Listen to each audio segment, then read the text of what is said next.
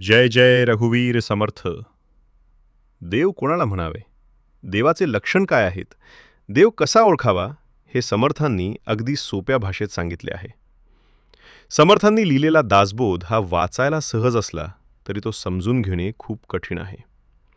एका एका शब्दाचे आणि एका एका वाक्याचे निरूपण एवढे गूढ आहे की सामान्य माणूस त्याचा विचार ही करू शकत नाही.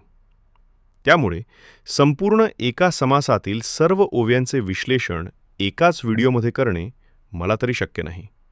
माझे तेवढे सामर्थ्य नाही. त्यामुळे मी एक एक वाक्याचे निरूपण करायला घेतो आहे. एक एक शब्द अगदी विस्तारून सांगत आहे, तेही कथेच्या स्वरूपात, जेणेकरून एका लहान वयाच्या मुलालाही हे निरूपण समजेल आणि तसेच त्या मुलाच्या आजोबांनाही हे निरूपण समजेल. सर्व दूर सोप्या भाषेतील हे निरूपण सर्व दूर पोहोचावे अशी माझी इच्छा आहे. त्यामुळे तुम्ही व्हिडिओला लाईक करून कमेंटमध्ये तुमच्या शहराचे नाव लिहा किंवा तुम्ही हा व्हिडिओ कुठून पाहत आहात हे लिहा आणि चॅनलला सबस्क्राईब करून आम्हाला प्रोत्साहन द्या. श्री राम समर्थ. दशक 8वा, समास पहिला. देवदर्शन. श्रोतीन व्हावे सावध, विमळ ज्ञान बाळबोध. गुरु शिष्यांचा संवाद. अतिसुगम परियेसा. समर्थ म्हणत आहेत, हे श्रोत्यांनो, आता सावध व्हा. इकडे तिकडे फिरणाऱ्या मनाला इथे तुमच्या सोबतच बसवा, कारण गुरु शिष्याचा हा अतिगूढ पवित्र संवाद तुम्ही आता ऐकणार आहात. हा संवाद अतिशय पुण्यकर्म केल्याने ऐकायला मिळतो. तुम्ही हा संवाद ऐकत आहात म्हणजे तुम्ही पुण्य आत्माच आहात. नाना शास्त्रे धांडोळिता, आयुष्य पुरेना सर्वथा. अंतरी संशयाची वेथा, वाढोंची लागे. समर्थ आपल्या श्रीमुखातून बोलू लागले. काही संशय, काही शंका ह्या अशा असतात. त्यांचे समाधान होताच नाही. त्यासाठी आपण अनेक शास्त्रे पुराण वाचतो. आपले आयुष्य त्या सर्वामध्ये घालवतो.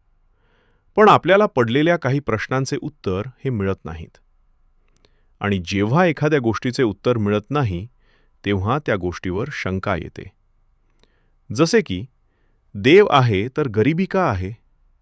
देव आहे तर लोक पापकर्म का करतात? देव आहे तर लोक एकमेकाची हत्या का करतात? आणि देव आहे याचा पुरावा काय, जो दिसत नाही त्याचे अस्तित्व कसे मानायचे? हा सर्व ढोंगीपणा आहे. धन लुटण्याचा प्रकार आहे. दगडाची पूजा करता त्यात देव कसला? असे प्रश्न पडणे यात काहीच चूक नाही. पण त्या प्रश्नांची उत्तरे न मिळणे हे चूक आहे. त्यामुळे हे श्रोते हो, गुरु शिष्याच्या या संवादातून आपल्याला प्रत्येक प्रश्नांची उत्तरे या दासबोध रूपी ग्रंथात दिली आहेत. समर्थांनी या ग्रंथाची रचना प्रश्नापासून केली आहे. हा ग्रंथ म्हणजे प्रश्न उत्तरे यांचा अनोखा मेळ आहे. नाना तीर्थे थोर थोरे, सृष्टीमध्ये अपारे. सुगमे दुर्गमे दुष्करे, पुण्यदायके. ऐसी तीर्थे सर्वही करी. ऐसा कोण रे संसारी, फिरो जाता जन्मवरी. आयुष्य पुरेना. जय जय रघुवीर समर्थ. समर्थ सांगतात, नाना तीर्थे थोर थोरे, सृष्टीमध्ये अपारे. सुगमे दुर्गमे दुष्करे, पुण्यदायके. या सृष्टीमध्ये अनेक मोठमोठी तीर्थक्षेत्रे आहेत. काही तीर्थे अगदी सहज पोहोचता येतील अशी आहेत, तर काही पर्वतावर, जंगलात किंवा दुर्गम प्रदेशात आहेत. काही तीर्थयात्रा तर इतक्या कठीण असतात की त्या करण्यासाठी खूप कष्ट घ्यावे लागतात. आणि ही सर्व तीर्थे पुण्य देणारी आहेत. पण पुढे समर्थ एक प्रश्न विचारतात. ऐसी तीर्थे सर्वही करी. ऐसा कोण रे संसारी? या जगात असा कोण मनुष्य आहे की जो सर्व तीर्थयात्रा करू शकेल? संसारात राहणाऱ्या माणसाला घर, कुटुंब, कामधंदा, जबाबदाऱ्या यामध्ये अडकून राहावे लागते. त्यामुळे सर्व तीर्थांना भेट देणे शक्य नसते. फिरो जाता जन्मवरी, आयुष्य पुरेना. एखादा मनुष्य जर संपूर्ण आयुष्यभर तीर्थयात्राच करत राहिला तरीही सर्व तीर्थे पूर्ण करण्यासाठी आयुष्य पुरणार नाही. फक्त बाहेरच्या तीर्थयात्रा करूनच मोक्ष मिळत नाही. खरे तीर्थ कुठे आहे ते आपल्या मनात आहे. जेव्हा आपण रामनाम घेतो, देवाचे स्मरण करतो, चांगले कर्म करतो, दुसऱ्यांना मदत करतो, तेव्हाच आपले जीवन पवित्र होते. म्हणून संत तुकोबा सांगतात, न लागती सायास जावे वनांतरा, सुखे येतो घरा नारायण, ठाईच बैसोनी करा एक चित्त, आवडी अनंत आळवावा. आधीच्या काळात जसं देवप्राप्ती करण्यासाठी वनात जाऊन तप करावं लागतं होतं, आता ते करायची गरज नाही. समर्थ सांगतात, देवाला मिळवणं खूप सोपं आहे आणि खूप अवघडही आहे. देवादी देवाला प्राप्त करण्यासाठी मोठमोठ्या साधना, तप, व्रत आहेत. यामध्येही देवाचे अनेक पंथ आहेत. या सर्वामध्ये पूजा पद्धती, उपासना पद्धती वेगवेगळी दिली आहे. त्यावरही लोकांचे वेगवेगळे मत आहेत. आणि सर्व मत कुठे होते? जो देव पावला. म्हणजे एखाद्या देवाला कोणी नवस केला आणि तो पूर्ण झाला तर मनुष्य त्या देवाला मनापासून मानू लागतो.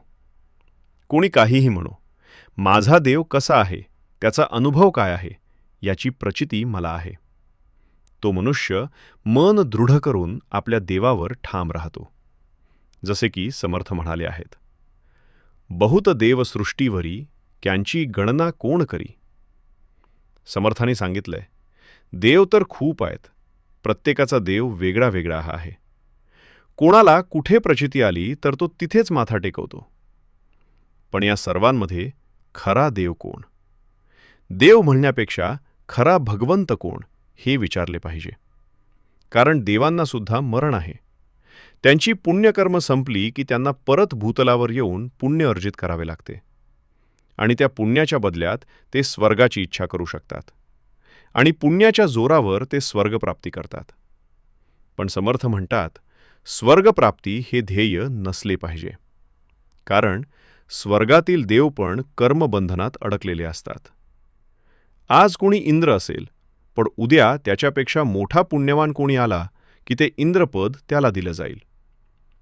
कोणी पूजा नामस्मरण करून जर भगवंताला मागितलं की मला देव व्हायचं आहे, देवलोकात राहायचं आहे, तर त्याची इच्छा पूर्ण होते. बदल्यात त्याची पुण्ये शून्य होतात. पण जे लोक मोक्ष मागतात त्यांना पुन्हा जन्म नाही. हो, पण ते देवासोबत अवतार घेऊ शकतात. जसं की देवाने कृष्णाचा अवतार घेतला, तर देवाचे सवंगडी म्हणून त्यांच्यासोबत त्यांच्या इच्छेने ते अवतार घेत असतात. आणि शेवटी पुन्हा वैकुंठाला प्राप्त होतात. एकदा मोक्ष मिळाला की तुम्ही भगवान विष्णूच्या सानिध्यात राहू शकता, जिथे तुमचं स्वरूप हे भगवान विष्णूप्रमाणेच असतं. तुम्हाला ही 4 हात, त्यामध्ये कमळ, शंख, गदा आणि चक्र. तुम्ही श्रीहरी विष्णूंचे पार्षद म्हणून ओळखले जाता. हे अगदी भगवान विष्णू होण्यासारखं आहे. त्यांच्यामध्ये विलीन न होता त्यांच्या सोबत त्यांची लीला अनुभवणे, त्यांना सहाय्य करणे हे शक्य आहे. पण हे सर्व कसं प्राप्त करावं? स्वर्गातील देवांपेक्षा पण मोठं असलेलं हे पद कसं प्राप्त करावं? तर याच उत्तर आहे मनुष्यजन्म. कारण मनुष्य जन्मातच तुम्ही पुण्यकर्म अर्जित करू शकता. देव, धर्म, नामस्मरण हे फक्त मनुष्याला दिलेला अधिकार आहे. बरेच देव हे स्वर्ग मिळाल्यानंतर देखील समाधानी नाहीत. त्यांना वाटतं की आपल्याला परत मानव जन्म मिळावा, जेणेकरून आपण जास्तीत जास्त नामस्मरण करून ते भगवान विष्णूच्या धामाला म्हणजे वैकुंठ प्राप्त करतील, जे तिन्ही लोकांमध्ये सर्वश्रेष्ठ स्थान आहे. तुकाराम महाराजांनी यावर छान एक अभंग रचला आहे. स्वर्गींचे अमर इच्छिताती देवा, मृत्युलोकीं भावा जन्म आम्हा. नारायण नामे होऊ जीवनमुक्त, कीर्तनी अनंत गाऊ गीती. वैकुंठीचे जन सदा चिंतिताती, कै येथे येती हरीचे दास. यमधर्म वाट पाहे निरंतर, जोडो नियाकर तिष्ठतसे. तुका म्हणे पावावया पैल पार, नाम मंत्रसार भाविकासी. अखेर समर्थांनी रहस्य भेदत श्रोत्यांना सांगितले की देव तर खूप आहेत, पण तो एक भगवंत एकच आहे, जो सर्वांचे मूळ कारण आहे. ज्याने स्वतः ब्रह्मा देवाचा अवतार, जो स्वतः विष्णू आहे आणि तो म्हणजेच महादेव. असा कोण आहे?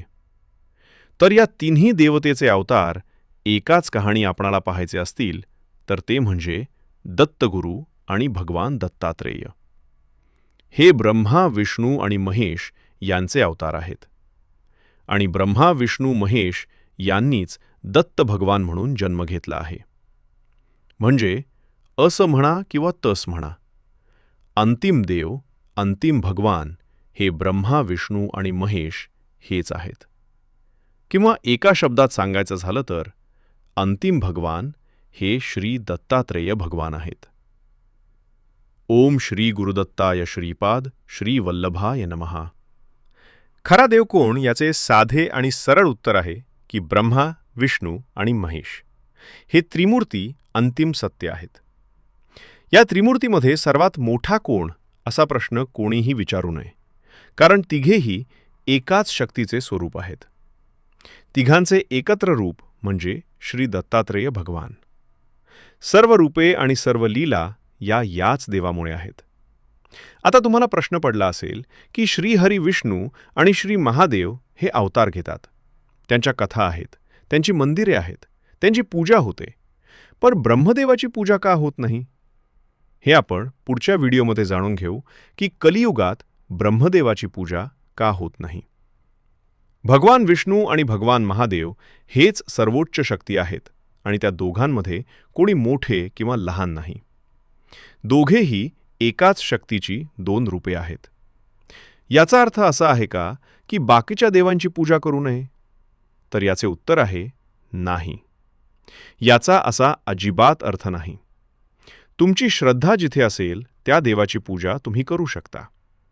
जसे भगवान श्रीकृष्णांनी गीतेत अर्जुनाला सांगितले आहे, हे अर्जुना, या तिन्ही लोकांमध्ये मनुष्याने कोणाचीही पूजा केली तरी ती शेवटी माझ्याच चरणी येते.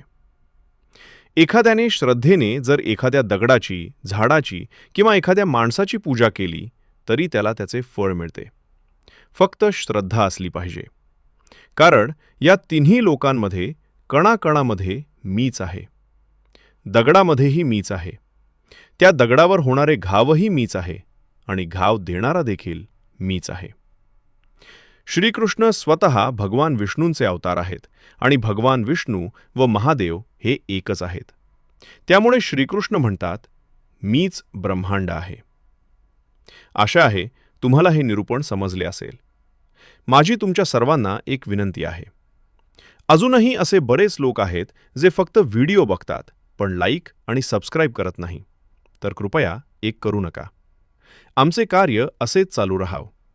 वाटत असेल तर व्हिडिओला लाईक आणि चॅनलला सबस्क्राईब नक्की करा. जय जय